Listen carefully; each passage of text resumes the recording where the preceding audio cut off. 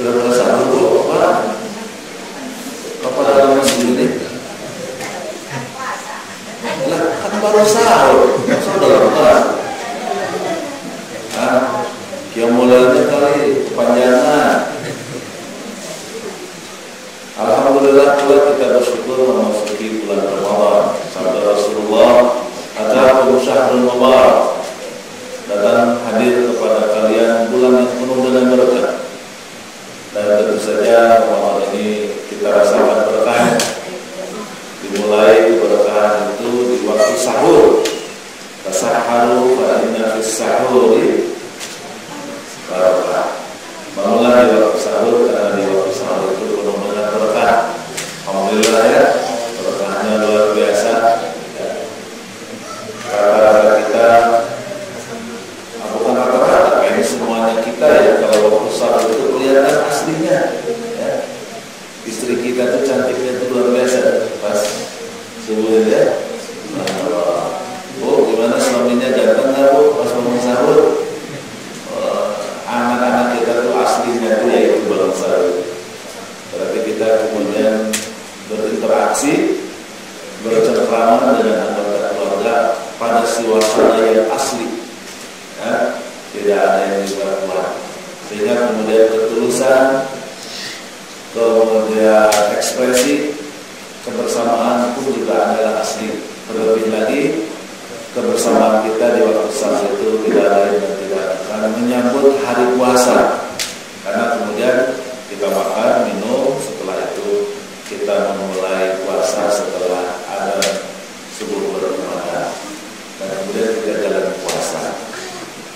Ya tentu saja yang namanya puasa adalah ketaatan, walaupun kita meninggalkan makan dan minum, ya tetap saja bahwa kita ada dalam ketaatan. Ketaatan itulah yang kemudian kita maksimalkan dengan tadarus. Alhamdulillah bersama kita tadarus. Dan nanti setelah ceramah ini juga, setelah tausiah ini pun juga akan dilanjutkan tadarus. Kemudian kita tidak saja menahan perut kita dari lapar dan dahaga, tetapi juga menahan mata kita dari yang diharamkan, menahan lisan kita juga dari yang diharamkan oleh Allah Subhanahu wa taala. Ini keberkahan. Zuhur kita salat lagi enggak? Salatlah, salat zuhur. Ini juga menambah lagi keberkahan, menambah pahala. Ya. Yang belum targetnya 3 juz. Ya, Fatih berapa juz sehari Fatih? Targetnya ada yang 3 juz, maka kemudian ditamatkan dulu sampai dengan 3 juz. Alhamdulillah. Asar, lapar nggak asar bu? Mbak Ibu lapar nggak kalau asar bu? Ini ibu ada di mana? Kalau asar lapar nggak? Kalau saya sih lapar. Rasa lapar inilah yang kemudian Allah berkahi. Iya, rasa lapar itu Allah berkahi. Bila dengan lapar itu kemudian keluar bau mulut, maka bau mulutnya itu adalah setara dengan bulu garis. Kalau kasturi saya kurang suka itu. Kalau minyak wangi kasturi itu sertaan Bang Arsal itu. Kalau saya sih nggak suka, sukanya bulu garis itu. Ya.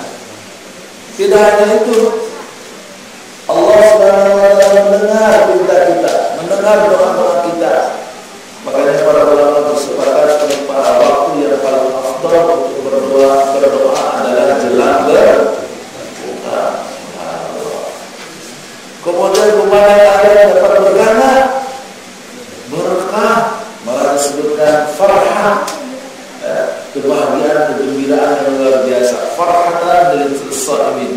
Ada 2 kegembiraan yang akan dirasakan oleh kaum muslimin, yaitu pertama orang yang berpuasa, yang pertama saat berbuka, bayangin 14 jam para makan, para minum, itu air Allah subhanallah nikmat sekali rasanya. Kalau gitu ya, S2 rilis luar biasa, ada buah naga dalam itu ya. Ada mangga yang kecil-kecil itu. Luar biasa.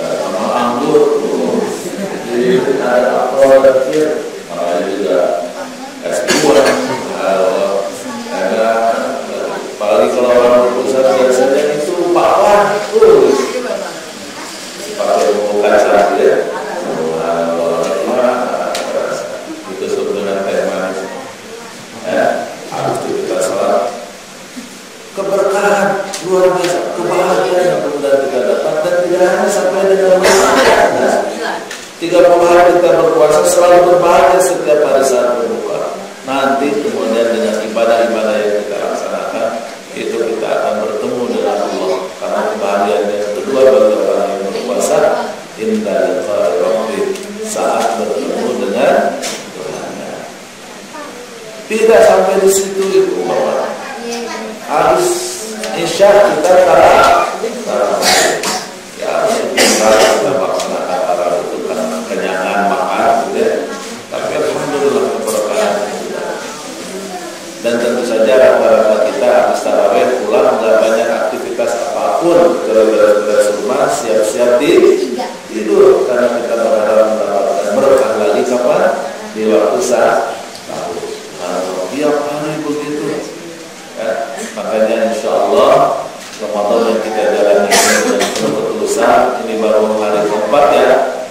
3 hari sudah berlalu, ada sisa 27 hari. Mudah-mudahan kita tamatkan dengan sukses, ya, sehingga di saat 1 Syawal nanti kita menjadi hamba Allah yang terampuni dosa-dosanya. Amin. Sebagaimana Rasulullah menyatakan, "Kayaumin waladatu ummuh," seperti bayi yang baru dilahirkan ibunya, bersih tanpa dosa. Oleh karena itu, jangan sia-siakan momentum Ramadan yang penuh dengan berkah ini, ya. Bagaimana Rasulullah bersabda ketika datang ke Ramadan, "Atakum syahrul mubarak," telah hadir di hadapan kalian bulan yang penuh dengan berkah. Mudah-mudahan Allah Subhanahu wa taala berikan kesehatan jasmani dan rohani kepada kita di bulan Ramadan ini, dan mudah-mudahan Ramadan ini betul-betul Ramadan yang nyaman, yang sejuk, yang tentram, jauh dari petaka musibah ataupun yang menghalangi kehusuan kita dalam beribadah. Dan semoga seluruh program yang dicanangkan oleh kita untuk dilakukan sepanjang bulan Ramadan diberikan kemudahan dan kelancaran, ya, sehingga kemudian kita insya Allah mengakhiri bulan Ramadan di tanggal 1 Syawal itu betul-betul terampuni. Kayaumin waladatu ummuh, seperti ibu seperti bayi yang baru dilahirkan. Amin. Ya Allah. Bapak Ibu sekalian yang dimuliakan oleh Allah Subhanahu wa taala, saya sebagaimana biasa akan menerangkan dan menjelaskan tentang sirah nabawiyah. Masih ingat sirah nabawiyah? Sudah saya jelaskan dari awal tentang apa itu sirah, ya. Kemudian apa manfaat benefit yang didapat orang mempelajari sirah dengan baik dan benar. Selanjutnya juga saya bicara tentang kenapa Nabi akhir zaman ini diturunkan oleh Allah di Jazirah Arabia. Dan kemudian terakhir kemarin terakhir kemarin sudah kita bicara tentang kelahiran Nabi Muhammad SAW. Kalau tidak salah sampai dengan remaja. Di kesempatan yang berbahagia ini kita akan bahas, kalau sempat waktunya, 2 tema, yaitu pernikahan beliau dan diangkatnya beliau sebagai Rasul.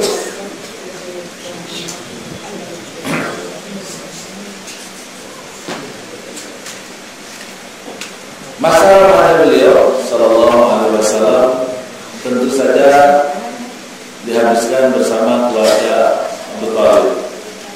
Karena kita tahu beliau setelah lahir diasuh oleh Halimah Sa'diyah.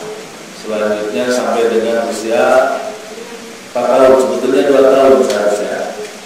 Tetapi beliau Halimah minta extend, minta dilanjutin mengasuh Nabi Muhammad karena ada keberkahan pada beliau.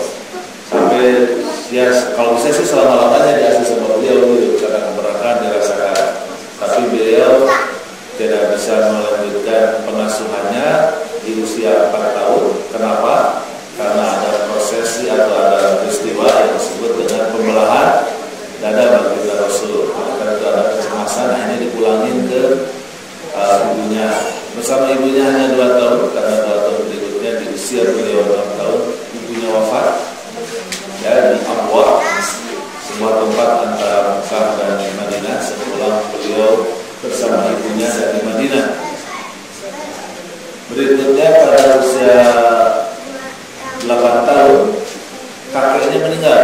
kakeknya itu yang menggantikan ibunya dalam pengasuhan, kemudian wafat dan selanjutnya diserahkan kepada Abu Thalib.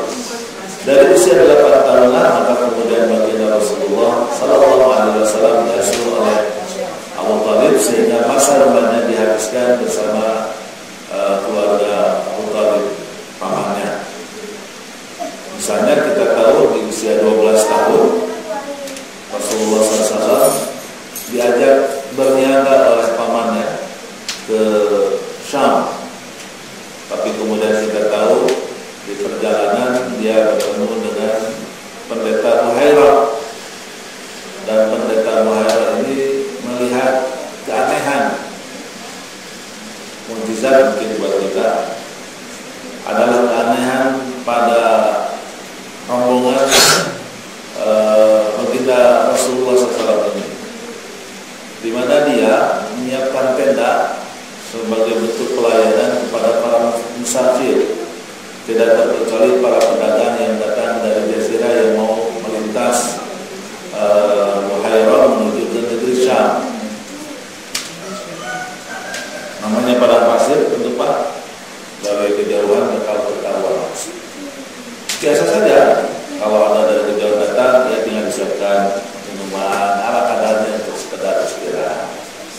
Tetapi kemudian dia melihat sebuah fenomena di mana ada rombongan dari Jazirah Arabia yang di dalamnya ada Muhammad Sallallahu Alaihi Wasallam, itu senantiasa dilindungi oleh awan. Kalau kejauhan itu awan itu nggak bergerak kecuali ngikutin gerakan si kafilah dagang itu. Kafilah maju, awannya maju.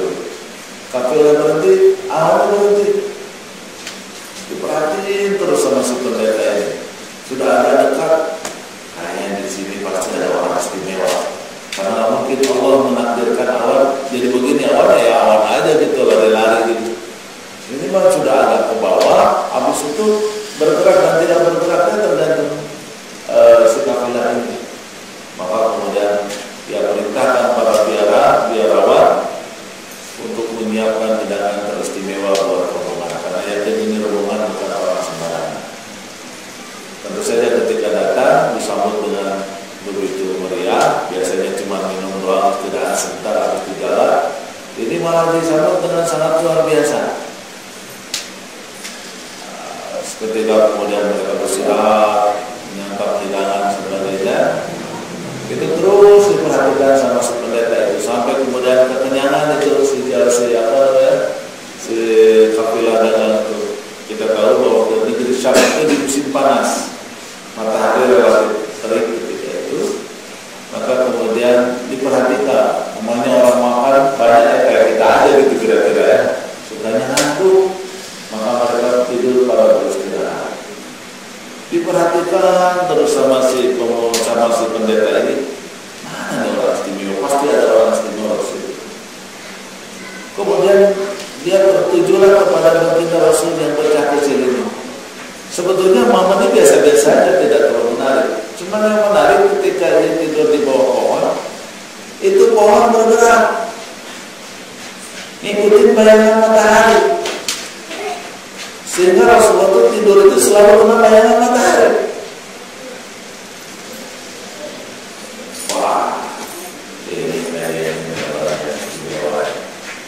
Ditunggu sampai kemudian bangun. Ketika bangun, baru bertanya, siapa nih ayah anak ini nih? Kata si pendeta. Abu Thalib langsung mengatakan, saya ayahnya. Ada apa dengan anak ini? Dia lihat bapaknya, Abu Thalib, kata si pendeta ini, aku yakin kamu bukan bapak. Akhirnya, kemungkinan kamu ini pamannya. Oh iya, saya pamannya, betul. Sudah lagi anak. Ini kayaknya anak sudah ada lahir, yakin. Mau dua, berarti. Coba pasti itu di belakangnya ada tanda.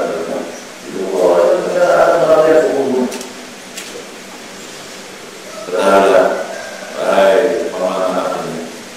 Anak ini berbahaya kalau terus ke Syam. Di Syam banyak orang Yahudi. Kalau tahu ketemu anak ini, orang Yahudi dengan ciri-ciri kayak begini, ini pasti dipenggal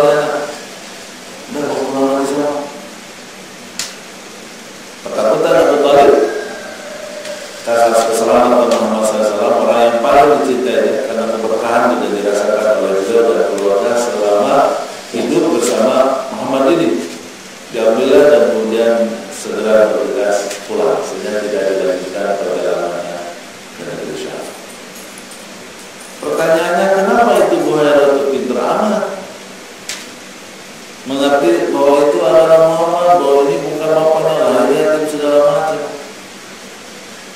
Ternyata ibu dan bapak sekalian, Muhammad SAW sebagai mubasyir, sebagai musaddiqan lima baina yaday minar rusul, sebagai penutup para nabi yang diutus oleh Allah Subhanahu wa taala, sudah digambarkan secara rinci dan detail dalam Taurat dan Injil.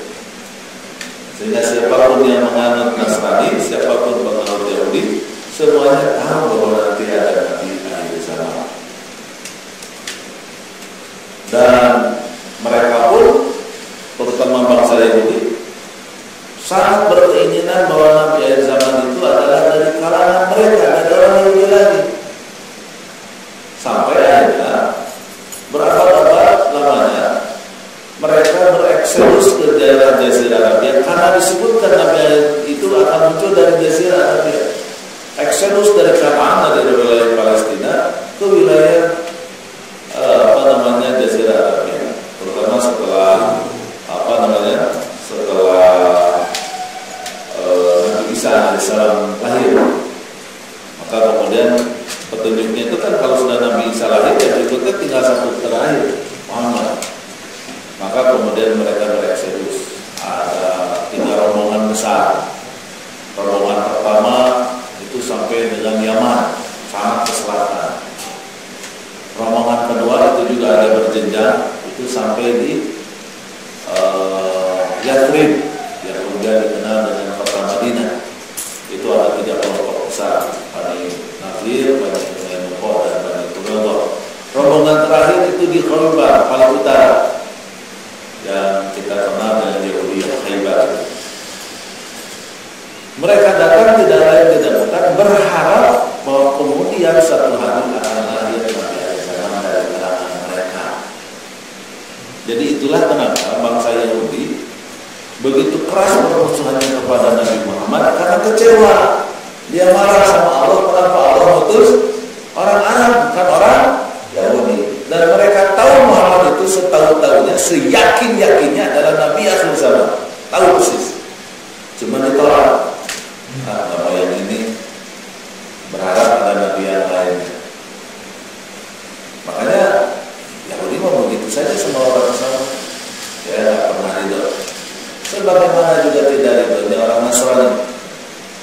Karena orang Nasrani mencoba menghilangkan fakta dalam Ahdul Qadim atau perjanjian lama dalam Injil mereka yang mengatakan tentang adanya Nabi akhir zaman. Karena penerimaan terhadap Nabi akhir zaman, maka itu menggagalkan atau menolak, menggugurkan konsep Isa sebagai Tuhan. Karena kalau Muhammad ini ada, berarti Isa itu tidak mungkin jadi Tuhan, dia harus dari Nabi, kira-kira begitu secara konsep. Makanya Allah berfirman, "Walau tarda anggal Yahudu wal Nasara hatta tabi'an millatahu." Orang Yahudi Nasrani tidak akan pernah ridho kepada Muhammad sampai kamu ngikutin apa yang mereka mau. Kenapa? Karena secara konsep baik Yahudi dan Nasrani tahu Muhammad itu adalah Rasulullah, cuma mereka menolaknya.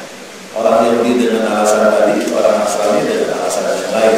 Makanya Islam sih boleh Islam, namanya segala macam boleh, tapi perilakunya harus jauh dari perilaku Muhammad SAW.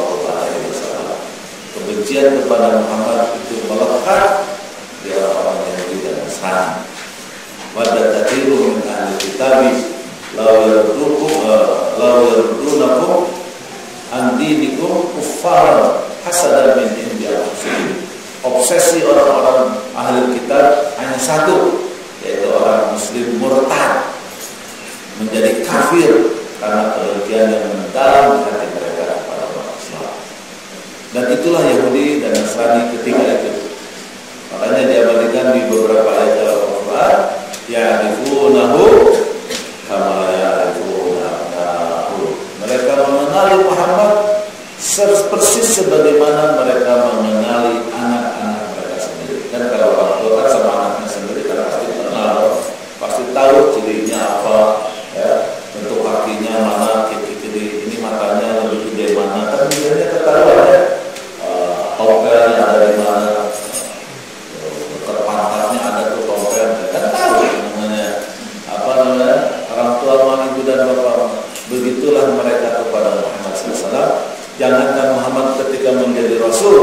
masih bocah 12 tahun pun mereka sudah kenal bahwa itu adalah Nabi Allah SWT.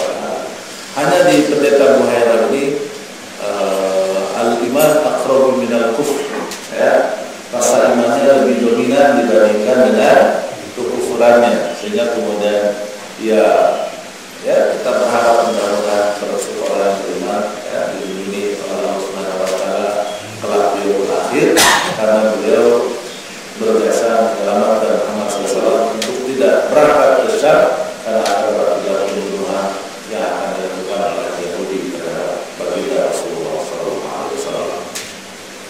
Pulang sudah ke Mekah dan menjalani kehidupan sebagai mana remaja umumnya, ya, orang miskin tentu saja, ya, perilaku orang miskin lah, nggak jauh beda di Mekah. Di antaranya aktivitasnya suka mengembalakan kambing, ya. Rasulullah bersabda, semasa remaja itu mengembalakan kambing-kambing Mekah dan mendapatkan upah. Ini biasanya kalau untuk orang dia introvert selalu dibesar-besarkan. Nah, saya sih biasa-biasa aja. Cuma kalau seperti besar-besar, kalau kita ini harus belajar untuk berpengaruh, ya, enggak ya, karena Rasulullah katanya sudah menjadi entrepreneur dari usia remaja. Sebab kalau dicari sebabnya karena miskin lah, kalau kaya mana mau dia sama orang lain yang mungkin dia jadi cari diri sendiri dengan ada beberapa pamannya, kemudian dia stop sama pamannya dan apa yang dilakukan. Tapi benar, para ulama juga berpendapat bahwa pengalaman dalam mengembalakan inilah yang hanya berwujud di saat dewasa mampu mengembala manusia. Para ulama juga bersepakat, karena konon katanya, saya bukan pengembala, saya tidak tahu. Ini katanya konon kalau mengembala kambing itu lebih sulit dibandingkan mengembala ternak lainnya. Jadi tingkat kesulitannya itu tinggi. Makanya Allah Subhanahu wa taala hampir mengutus seluruh nabi, hampir semua, tidak semuanya, itu dengan profesi sebagai pengembala. Mulai dari Ibrahim, Ishak, ya, Yakub, Yusuf itu tidak.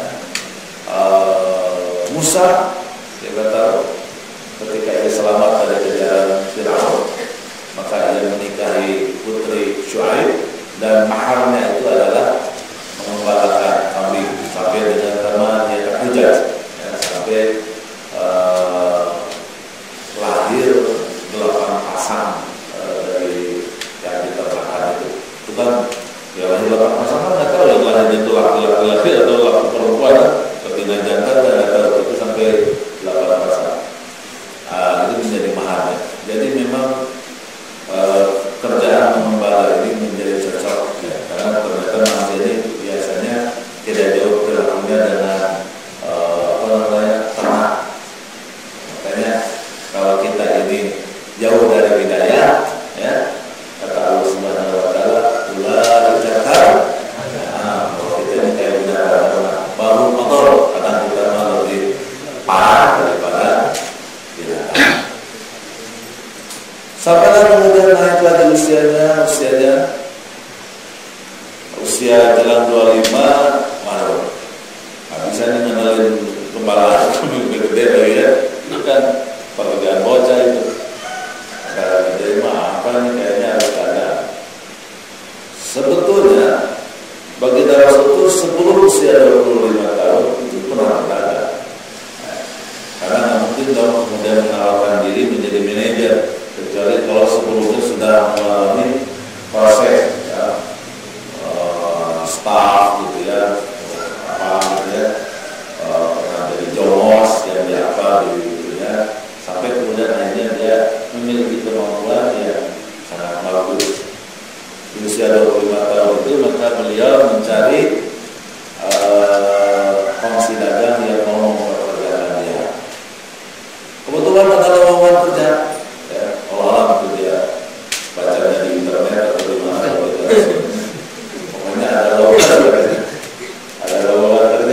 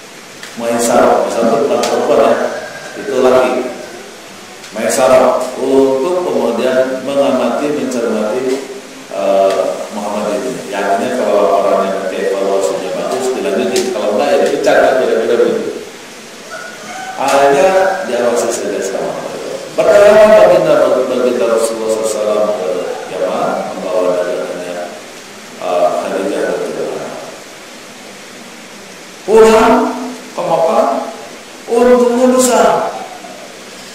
Jadi luar biasa. Dagangan yang dijual itu laku habis cepat, keras.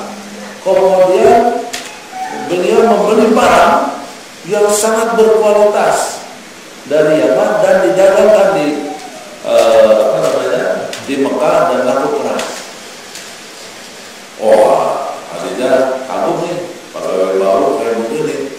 Awalnya dipanggil minta, sini gimana yang kamu perhatikan dari Muhammad? Oh, masalah lemah gitu. Pokoknya diperbol menerapkan Muhammad. Itu Muhammad aja keren banget, orang yang baik, santun, di tengah perjalanan berlihat para tim kafilah dagangan, wah luar biasa. Ketika berdagangnya juga disenangin sama para pembeli. Wah, negosiasinya juga keren, semua senang sekali. Dan itu nggak ada bohongnya, nggak ada apa, nggak terlalu itu. Dia sampaikan kualitas barang kita kayak gimana, harganya sekian, kalau menawar oke gitu. Terjadi negosiasi sebentar, deal, luar biasa. Dan keren dia nyari barang juga bagus. Dia dapat barang bagus ini dari Yaman, sehingga dan harganya juga lumayan. Dan makanya kita bisa laku di Mekah karena kompetitifnya harganya. Oh, diceritakan macam-macam. Ditanya sama dia gimana kesehariannya, gimana segala macam. Tiba-tiba Khadijah jadi berpikir lain. Kepetik hati kepentan asmara, kata orang itu. Wah, ini kayaknya lelaki yang berjadi nih. Apakah sebenarnya itu Khadijah radhiyallahu? Tidak juga, ada alasannya. Masa Khadijah demikian? Wah, ini kalau lihat orang begitu langsung tertarik aja. Bukan kayak tante jiran ini. Mau begitu. Ada alasannya. Khadijah radhiyallahu ketika itu dia janda dari suaminya yang meninggal. Dan suami yang meninggal itu adalah suami yang keduanya. Saya secara lengkap lupa lagi berapa anak dari suami pertama kedua, tapi ada anak dari suami kedua, pertama dan kedua. Saya lupa ketiga atau empat, pokoknya sudah punya anak. Tapi beliau ini dikenal oleh orang Quraisy dengan gelar Tahirah atau Afifah Tahirah. Kalau mau ngasih anak perempuan harus Afifah atau Tahirah. Ada yang namanya nggak sini bu? Ada yang namanya bu? Saya sarankan nanti kalau lahir anaknya Afifah namanya atau Tahirah. Ya. Biar ingat sama Saliman tambah aja Halimah Tahirah ya, atau Halimah Afifah atau Halimah Rosidah ya.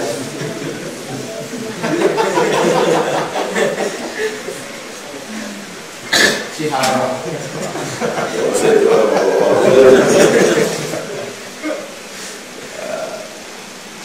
Ya, karena ini lagi menerangi Khadijah. Apa artinya Afifah? Afifah itu artinya dari kata Ifah. Ifah itu adalah sikap seseorang yang menahan diri dari hal yang tidak perlu, menahan diri dari hal yang tidak perlu. Emang kenapa? Kerja mau menahan diri dari hal yang tidak perlu? Ya nggak umumnya dong. Dia kan perempuan kaya raya. Dia bukan istri orang kaya, tetapi dirinya adalah pedagang, dirinya orang kaya. Tapi dengan kekayaannya dia tidak melakukan hal yang nggak perlu. Shopping bersih aku. Ya pakai bajunya dari butik, tasnya branding, sepatunya begitu, rosanya begitu, pakai berlian seharga 5 miliar, lalu gitu, pada kaya tidak bersesuaian sosialita. Nongkrongnya bukan di kafe, nongkrongnya bukan di salon-salon mahal, di tempat-tempat perawatan perokok. Nah, tetapi dia menjaga diri dari semuanya. Dia ifah menjadi istri yang saleh. Satu. Makanya tidak ada lagi di Mekah ketika itu kalau bercita-cita ingin menikahi janda yang afifah. Walaupun Quraisy, walaupun jahiliyah, kalau dapat selera perempuan semuanya juga sama pilih yang salehah. Makanya kalau zalim kan ada istrinya sekarang, karena saleh. Berpikir ke perempuan lain itu kan apa salehah begitu. Karena dari awal pernikahan niat bagus itu karena saleh selesai. Akur semua orang itu sejahat-jahatnya orang kalau bicara tentang calon istri tentu mencari yang saleh. Ini afifah luar biasa. Kenapa afifah menjadi lebih tinggi daripada saleh? Karena dia kaya raya, tetapi dia berperilaku sedemikian. Tahira itu adalah clean, catatan rekam jejak rekamnya, jejak rekam, track record, jejak rekamnya itu bersih, clean, nggak pernah diberitakan manipulasi dalam nggak pernah curang di dalam bisnisnya. Tidak pernah juga ditemukan bahwa beliau pernah teler di kafe misalnya. Tidak pernah ditemukan bahwa dia menyembah berhala. Ya, penyembahan berhala itu luar biasa. Tetapi secara umum penyembahan berhala itu bukan sesuatu yang baik menurut orang Quraisy. Karena dia identik dengan kesaliman, identik dengan keampuhan, identik dengan banyak hal. Walaupun memang dominan yang begitu, tetapi perilaku begitu tidak menyenangkan. Maka siapapun laki-laki yang ingin kemudian anaknya itu baik di kemudian hari, harus diurus oleh orang-orang yang tahir. Sekali lagi maka tidak ada satu laki-laki yang ragu kalau aku menikahi Khadijah sudah bahagia, punya anak, tidak lebih anak terurus ini itu dan sebagainya. Afifah. Sehingga Khadijah ini pada posisi yang dilema. Ada lagunya dilema ya. Ada pada posisi yang dilema, galau, bimbang, karena bertubi-tubi banyak laki-laki datang kepada dia untuk mengambil menjadikan dia sebagai istri. Bujangankah atau juga tuan gaekah yang sudah punya istri 5, 4 atau berapa, semua orang antri datang kepada Khadijah ingin merebut hati Khadijah. Di posisi inilah maka beliau sangat berhati-hati memilih calon suami. Di situasi ini pula kemudian Muhammad Sallallahu Alaihi Wasallam menemukan figur Muhammad Sallallahu Alaihi Wasallam yang kayaknya ini yang berbeda. Ini cocok. Akhirnya kemudian disampaikanlah maksud tersebut tentu melalui Mesaro. Perempuan Afifah Tahira nggak mau atau mau, Muhammad sini gua mau melelok, tembakin gua dong.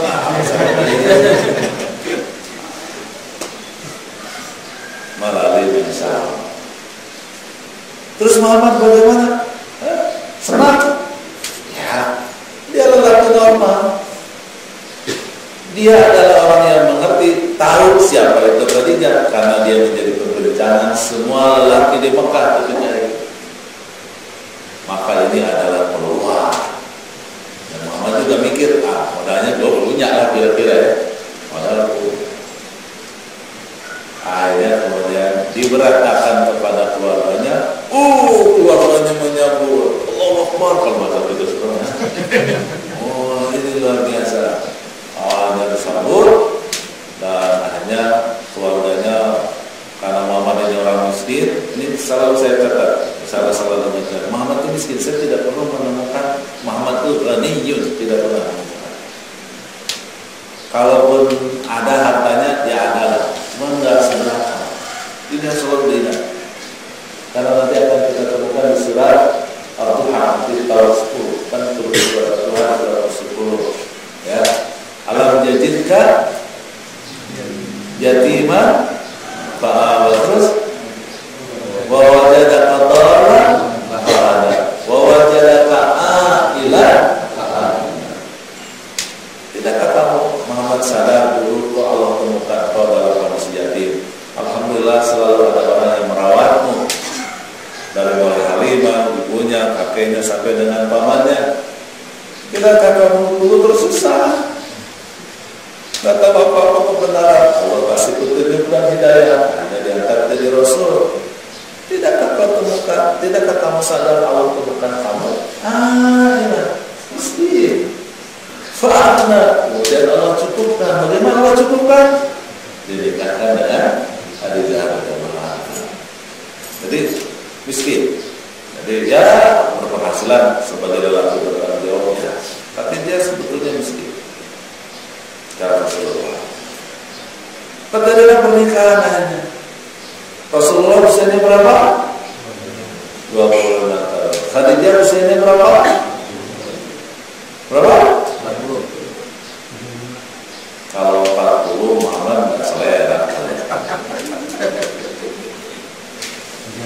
Kan kalau Muhammad mah mirip-mirip saya kalau seleranya gitu. Nggak selera. Orang tua secara umum juga ada yang selera kalau dia usianya 40. Jadi berapa usia Khadijah radhiyallahu anha? Ada 4 riwayat yang menerangkan tentang usia baginda Rasul Khadijah radhiyallahu anha ketika menikah bersama baginda Rasul. Riwayat yang paling populer dan paling dhaif itu 40 tahun. Kenapa ini riwayat ini menjadi sangat populer? Tentu kita harus memahami bahwa para ulama itu kan seringkali melakukan simplifikasi, melakukan penyederhanaan agar masyarakat itu mudah memahaminya. Karena riwayat yang sahih tentang Khadijah ini, yang sahih tentang Khadijah ini adalah janda, bahwa dia sudah menikah 2 kali sebelumnya. Dan yang kedua riwayat yang sahih tentang Khadijah, umurnya lebih tua dari baginda Rasul. Yang berbeda pendapat dan tidak ada yang sahih berapa umurnya. Jadi 4 riwayat yang saya terangkan semuanya dhaif. Dari yang 4 itu yang paling dhaif bahwa baginda Rasulullah berusia berapa tadi? 40 tahun. Khadijah radhiyallahu anha itu adalah 40 tahun saat itu. Ada riwayat yang lain katanya 37 tahun. 37 tahun mirip-mirip 40 ya. Ada riwayat yang lain 17 tahun. Salah. Karena dia lebih muda. Berarti yang tepat adalah usia 28 tahun. Dan dari sisi sanad yang 28 tahun itu paling kuat, walaupun masih kata baginya baru. Didukung lagi dengan apa yang disebut sosiokultural. Kalau dalam hadis ini artinya memahami riwayat secara kontekstual. Nah, memahami hadis secara kontekstual maka akan kita temui sosiokultural. Yaitu tadi orang Arab itu sama yang namanya perempuan seleranya bagus. Kayak bahasa gitu seleranya gitu perempuan. Jadi seleranya bagus. Ya kalau mau menikah ya yang seimbang lah gitu. Sebaya, seumur, kira-kira begitu. Yang kedua masih dalam sisi konteks sosiokultural, kita tahu kemudiannya dalam riwayat. Ini kan kita tidak melihat di kasus pernikahan, tetapi berikutnya setelah beliau menikah dengan Khadijah, kita tahu bahwa kemudian punya anak 6. Jadi 6 kali hamil oleh baginda Rasulullah SAW. 6 ini adalah 4 perempuan, 2 laki. Yang 2 laki itu wafat ketika tadi, yaitu Abdullah dan Qasim. Makanya kan Nabi Muhammad kan punya lakop ya, Abul Qasim. Abul Qasim itu karena memang dia punya anak pertama dari ketiga, itu namanya Qasim tapi meninggal. Selanjutnya punya anak lagi laki-laki, tapi tidak langsung berwasa setelah ini anak perempuannya, itu lahir lagi Abdullah. Abdullah ini kemudian lahir, kalau nggak salah bungsu, Abdullah itu bungsu, dan itu lahir di tahun berapa ya? Sudah diangkat dari Nabi, sudah lahir, kemudian wafat dan turunlah surat Al-Kautsar.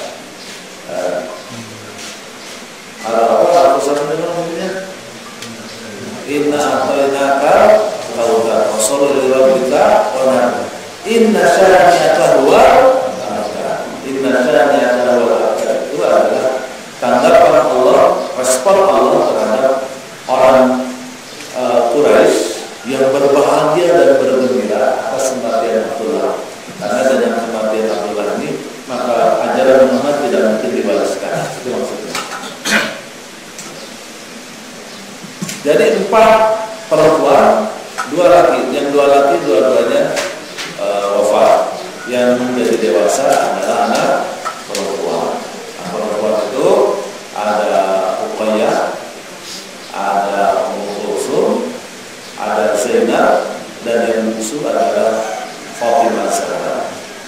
Yang perempuan nomor terakhir. Nah, kalau kita hitung 6 kelahiran anak itu dalam konteks normal, itu kalau 40 tahun nggak keburu. Apalagi orang Arab ketika itu haidnya lebih awal, sehingga nggak keburu kalau kemudian kalau hitungannya per anak 2 atau 3 tahun, berarti kan anak bungsunya harus dilahirkan di atas usia 50 tahun, dan ini sudah menopause, tidak sulit keadaannya. Jadi sangat sulit keadaannya kalau beliau melahirkan selama hamil dan melahirkan anak, kira-kira begitu. Tetapi kalau di angka 28 masih mampu, masih rasional untuk melahirkan 6 anak dengan sehat. Karena sudah rasional. Dan kalau 28 ini wajar. Sampai kemudian Aisyah radhiyallahu anha pun setelah menjadi istri baginda Rasul, Khadijah sudah wafat, selalu cemburu pada Rasul.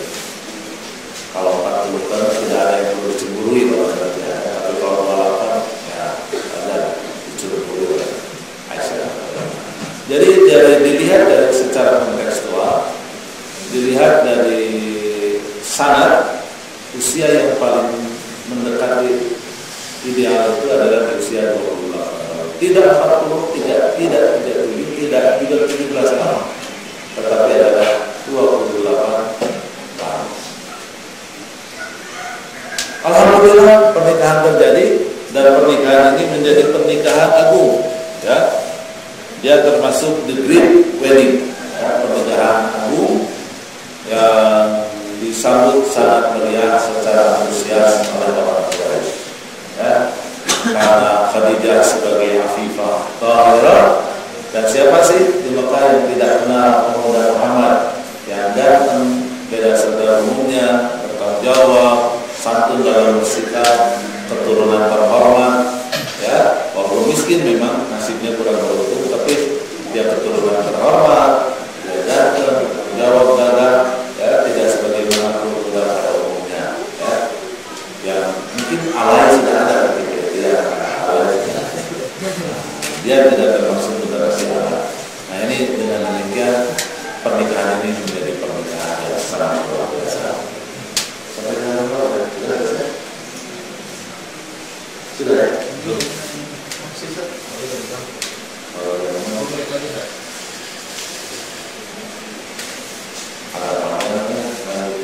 Oke, dibuka pertanyaannya.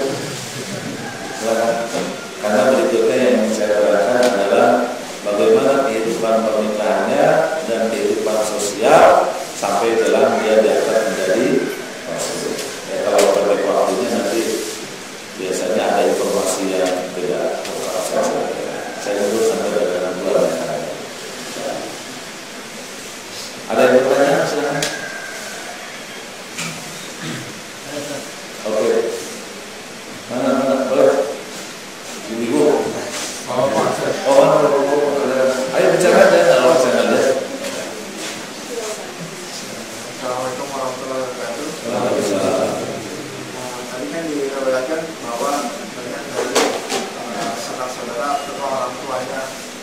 Nabi Muhammad itu meninggal bukan di kota Mekah.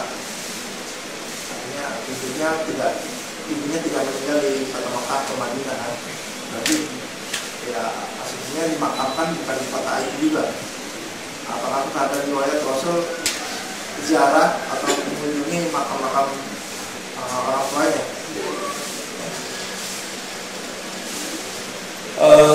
Tidak setelah jadi Rasul maksudnya. Aduh, pertanyaannya yang saya tidak bisa jawab. Saya jawabannya belum tidak tahu. Yang saya tahu ya ketika Nasr itu bersama ibunya berziarah ke kuburan Abdullah di Madinah karena meninggalnya di sekitar Madinah. Ya, sementara Aminahnya sendiri dia wafat di Abwa, ya, itu wilayah tidak pernah ditemukan. Ya. Hatta Rasulullah kan begitu tinggal di Madinah, ya, kemudian berziarah ke kuburan ayahnya tidak ada. Boleh jadi ini mungkin karena ibu bapaknya dikategorikan musyrik, ya. Dikategorikan musyrik sehingga kemudian kuburannya tidak di kuburan orang muslim, sementara ziarah kubur hanya berlaku kepada kuburan muslim. Mungkin ya saya beranalisa itu. Saya tidak tahu jawabannya. Allah Rasulullah. Alhamdulillah. Semua baru ada ini. Belasan tahun saya ngajar sirah baru katanya. Seperti abuan sejarah. Oke, ada lagi.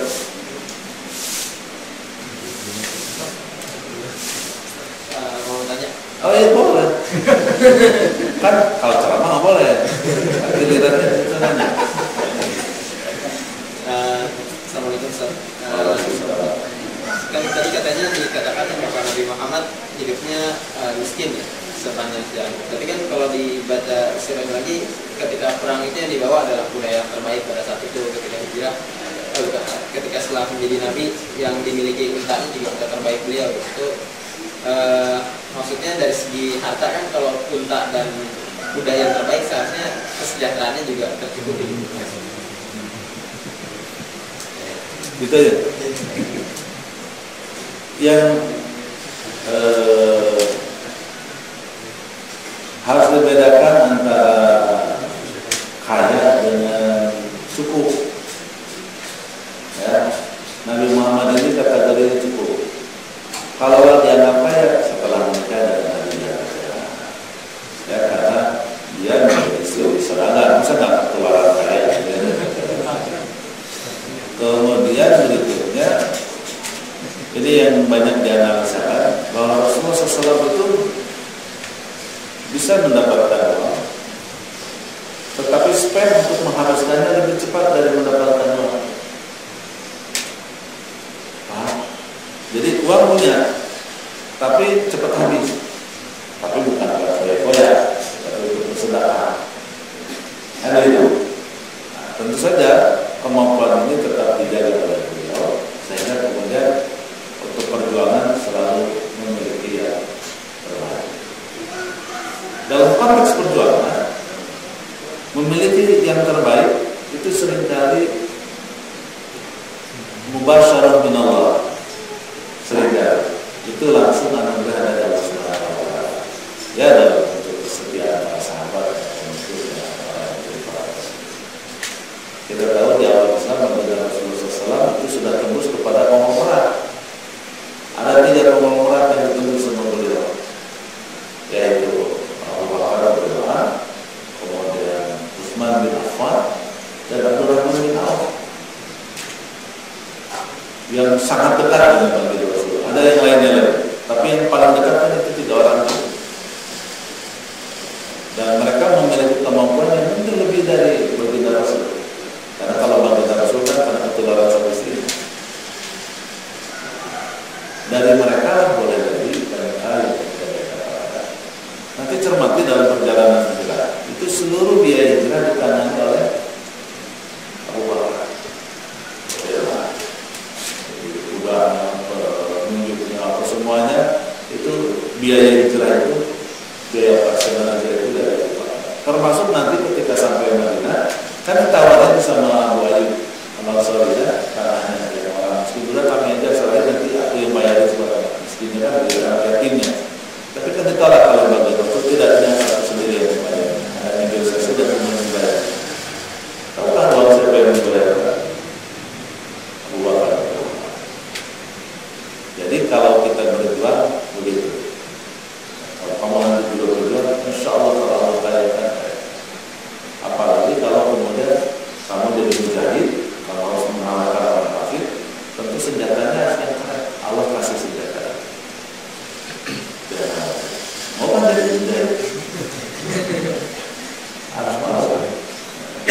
ini, menjadi dai ini, kekayaan Allah Subhanahu wa taala siapa? Caranya terserah Allah, Allah punya cara tersendiri. Tidak terkecuali dalam perintah. Jadi dia punya kemampuan. Orang teruji kok dalam merijah aku kan sudah jelas bahwa dia punya kemampuan. Setelah menjadi istrinya, setelah menjadi suami dia, kemampuan itu ya kemudian dilakukan oleh dia, tetap berbisnis dengan dagangannya. Jadi dia punya kemampuan. Tapi harusnya spend untuk menghabiskannya waktu lebih cepat dibandingkan dengan untuk mendapatkannya. Namanya dagangan harus ada waktu, kan? Harus ada rasional. Keuntungan sekian persen, taruhlah 20%, dan ada jangka waktu sekian 20%, 20%, dan begitu kira-kira.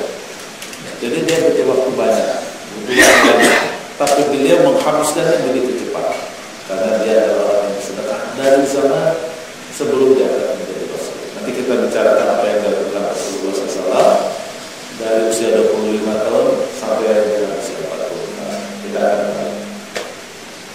Itu tidak ada. Dan ini saya temukan fenomena ini di pejuang-pejuang kita dahulu, para pahlawan kita. Para pahlawan kita itu alhamdulillah. Sejarah Indonesia sangat berkelimpahan dan cabang-cabang para mujahid yang senantiasa memiliki sarana. Karena kalau dia nggak punya sarana yang seimbang dengan musuhnya, nggak ada ceritanya menang. Karena perang ini kan hukum sunnatullah.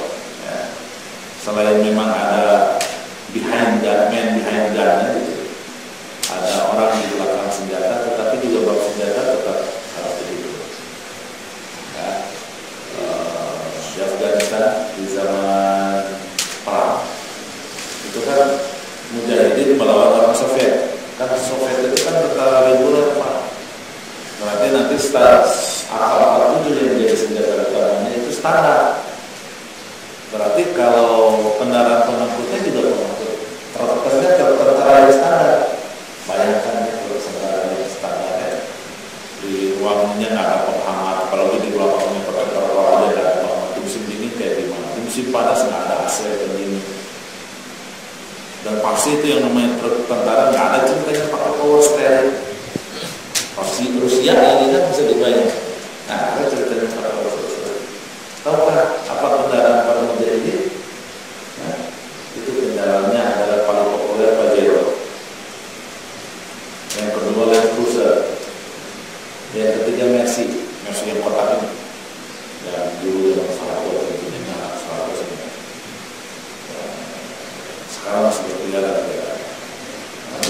Nah, dia mau medan kayak gini aja. Ya, suspensinya keren, semuanya pakai standar dan pakai AC. Mana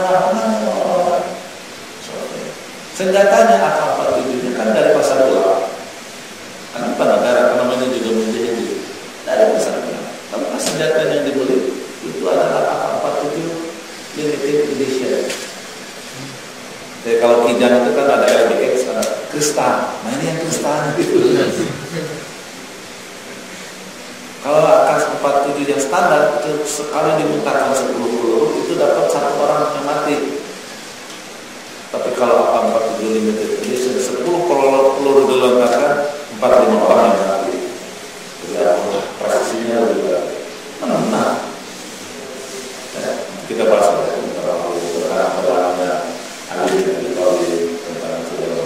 yang namanya perjuangan itu insya Allah Allah Subhanahu wa taala memberikan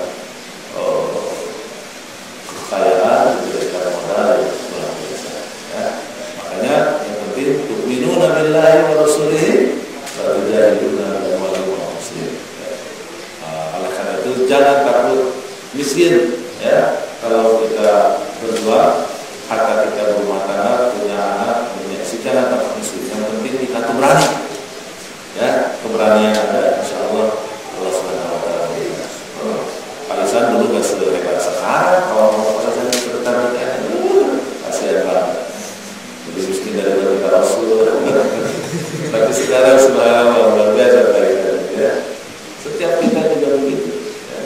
Saya sendiri juga dulu waktu menikah gak kebayang kayak sekarang.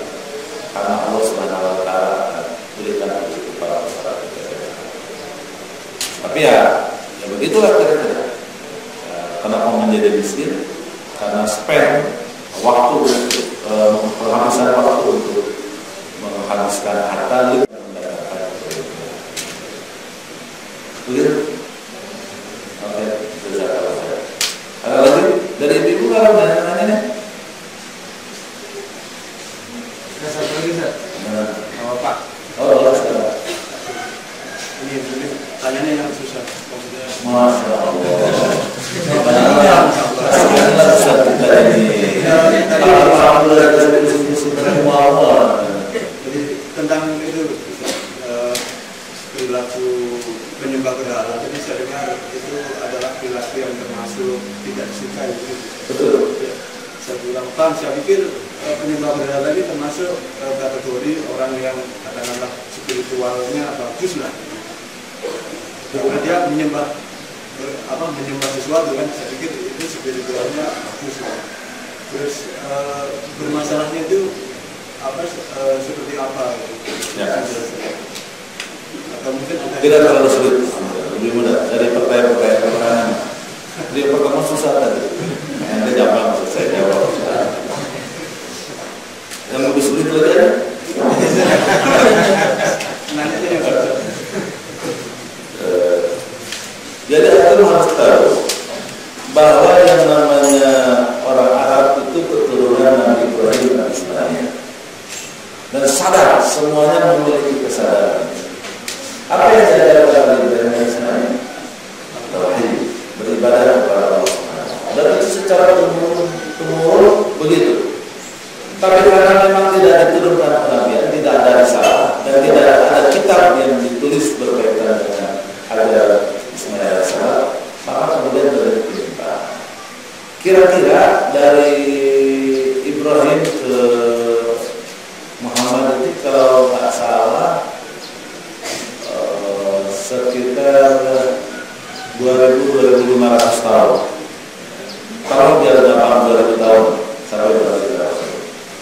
Berarti selama 2.000 tahun itu, selama 20 tahun itu berkembanglah bahasa Arab kepada seluruh cerita ya, dengan konsep apa?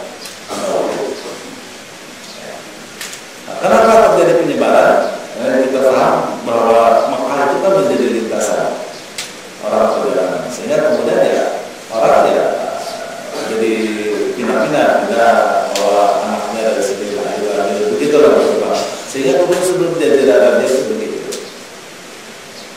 Baru kemudian ada berhala karena itu tidak jauh dari Rasul 150 tahun, 1,5 tahun. Ceritanya adalah ketika Amr bin Luhai dia sedang berdagang di wilayah utara menuju sana, di perjalanan dia ketemu sebuah kaum yang sedang menyembah berhala. Tertarik, kayaknya ini enak nih, bagus nih, kita bangun aja di Ka'bah, di bawah berhala. Makanya para ulama sirah berpendapat bahwa kejahiliahan itu dimulai dari 150 tahun sebelum Rasulullah. Ditandai dengan apa? Peletakan pertama berhala di Ka'bah oleh Amr bin Luhai. Ya, saya paham. Dari situlah maka kemudian orang-orang Quraisy yang sudah jauh dari hidayah itu merasa tertarik dengan apa yang dilakukan Amr bin Luhai. Terutama orang-orang kaya dan orang-orang pentingnya, maka mulailah mereka suka mengenal. Jadi secara umum sebetulnya itu adalah bentuk pelanggaran besar terhadap ajaran tauhid. Contoh sederhana kayak korupsi di Indonesia. Siapa yang bilang korupsi itu adalah baik? Kalau kita ukurnya misalnya kemerdekaan, apakah di saat-saat kemerdekaan itu para pemimpin kita korupsi? Nah, ada. Baru korupsi itu ada ketika Orde Lama, terutama di awal Orde Baru sampai dengan akhirnya Orde Baru selama 32 tahun. Kan melekat. Ketika reformasi, kan sama sekali juga pada korupsi. Apakah korupsi menjadi baik? Tidak. Oh, mungkin kita tidak bisa melepaskan diri dari korupsi itu, tapi itu kan tidak mungkin. Dan sulit kita melepaskan diri dari korupsi itu. Ketika kita bikin SIM 3 kali lulus kan korupsi itu baru susah tidak. Mau bangun rumah ya nggak kelar-kelar. Daripada bangun rumah, korupsi itu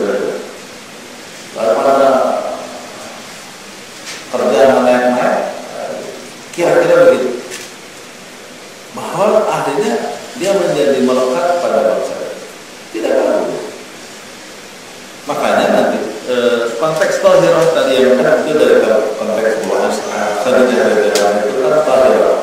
Maka tahirah itu menjadi sesuatu yang bagus, maka mereka menamakan dirinya komunitas itu adalah Hanifiyah. Jadi orang Hanif, orang yang tidak menyembah berhala. Nanti kita temukan tokohnya Umar bin Khattab, Abu Bakar radhiyallahu anhu, Abdurrahman bin Auf juga termasuk, Utsman bin Affan juga termasuk orang yang Hanifiyah, dia tidak menyembah berhala. Jadi orang yang tidak menyembah berhala itu di mata orang Quraisy itu positif. Karena penyembah berhala ini adalah para penguasa zalim yang memeras, yang menindas dan sebagainya. Bisa terbayang yang saya jelaskan. Berarti pertanyaannya tidak terlalu sulit. Alhamdulillah. Yang ada berkeringat pertanyaan yang pertama. Wallahu a'lam bishawab. Ada lagi? Ibu-ibu silakan ada.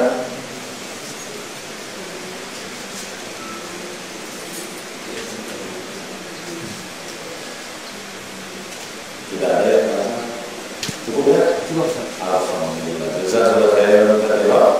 Insyaallah di bulan yang akan datang kita lanjutkan tentang setelah Rasulullah menikah sampai kemudian beliau diangkat menjadi Rasul. Insyaallah. Hadir tetap di acara MTA, Majelis Taklim Al-Quran. Jangan diganti. Ini kalau misalnya diganti namanya tetap MTA. Misalnya Majelis Taklim At-Ta'awun atau apa lagi pokoknya tetap MTA. Mudah-mudahan berkah adanya dan permohonan kita diberkahi pula Allah Subhanahu wa taala. Tamat selesai sampai dengan 30 hari. Tentu tidak hanya tamat puasanya saja, tapi tamat khatamannya 2 kali kemudian tamat apa lagi? Tiap mulainya tiap malam, tamat sedekahnya, tamat baca hadisnya, tamat iktikafnya nanti 10 hari terakhir, tamat segala-galanya. Mohon maaf atas segala kekurangan. Terima kasih atas perhatiannya. Wabillahi taufiq wal hidayah. Assalamualaikum warahmatullahi wabarakatuh. Baik, saya keluarkan kepada Ustaz Sofian Shihab yang telah menyampaikan kajiannya. Alhamdulillah kita sudah sampai pada bab tentang pernikahan Rasulullah dengan Khadijah. Walaupun tentang itu tadi pertanyaannya sudah pernikahan dengan Khadijah. Dan insyaallah kita akan lanjutkan di pertemuan berikutnya dengan bab yang menjadi lanjutan lainnya. Baik, Bapak Ibu Bapak, mudah-mudahan dengan kajian ini kita menjadi lebih mengerti, lebih paham tentang sejarah Nabi kita, sejarah Rasul kita, sehingga kita tidak hanya paham sejarah-sejarah yang lain. Mudah-mudahan bermanfaat, mudah-mudahan Allah memberikan keberkahan kepada kita semua. Dan untuk pekan depan hari yang sama kita akan bertemu dengan Ustaz Muhsin Fauzi dengan kajian yang lanjutan juga dari kitab Ma'amul Iman. Jadi diharapkan kehadiran dan kedatangan saudara sekalian di hari, waktu dan tempat yang sama. Dari kami atas nama mengucapkan terima kasih atas perhatian dan kehadirannya. Mudah-mudahan Allah berikan balasan sebaik-baik balasan. Dari BKM yang berhubungan,